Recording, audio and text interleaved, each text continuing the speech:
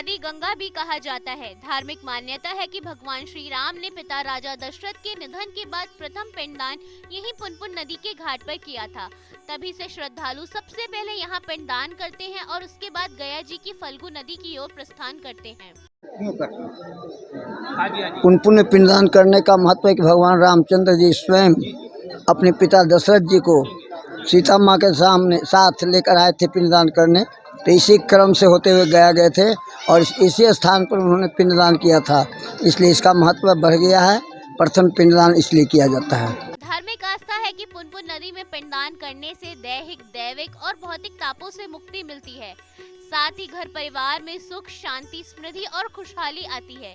इसे पूर्वजों का ऋण उतारने का साधन भी माना जाता है। कन्या राशि पर जब सूर्य परिक्रमा करते हुए भ्रमण करके आ जाता है, या मीन के संक्रांति में आता है, या पौष महीने में धन के संक्रांति में आता से जाना जाता है, और इस पक्ष में बिना बुलाए हुए पितृगण उपस्थित हो जाते हैं।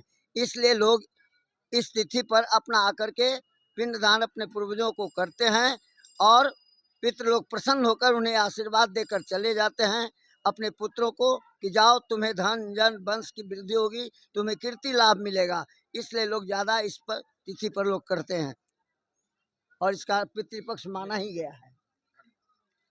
को पिंडदान करने से वंश की वृद्धि होती है, धन संपदा की वृद्धि होती है, और जिसको कुंडली में काल सर्प योग है, पितृदोष है, जिससे उनका हर कार्य बिगड़ रहा है, तो इसे करने से वो काल सर्प दोष शांत हो जाता है, पितृदोष से मुक्ति मिलती है।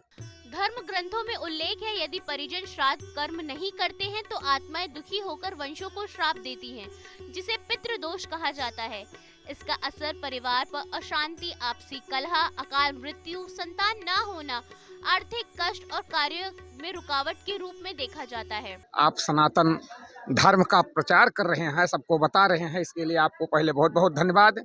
हम उत्तर प्रदेश श्री अयोध्या जी से आए हैं यहाँ पर अपने एक घर परिवार के लिए उनको पिंडदान कराने के लिए यहाँ आए हैं।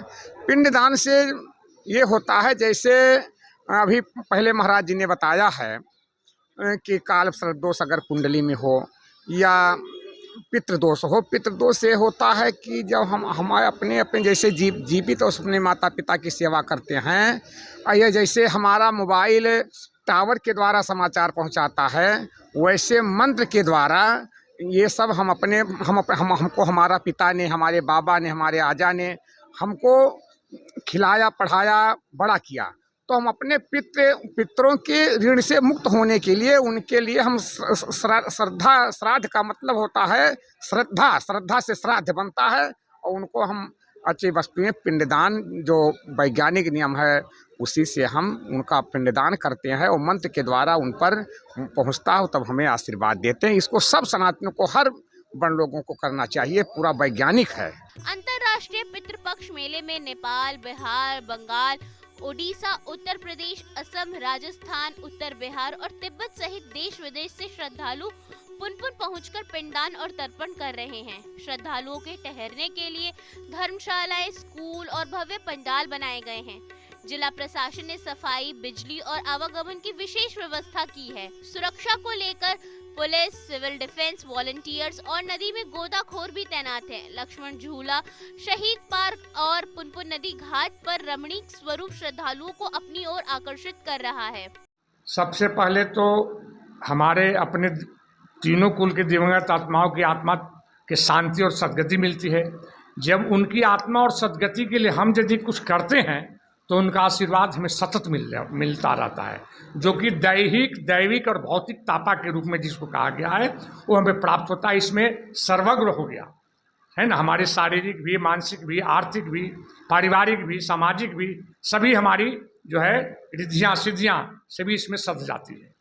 इसलिए ये हर व्यक्ति को प्रतिवर्ष निश्चित रूप से वार्षिक तर्पण करना ही चाहिए।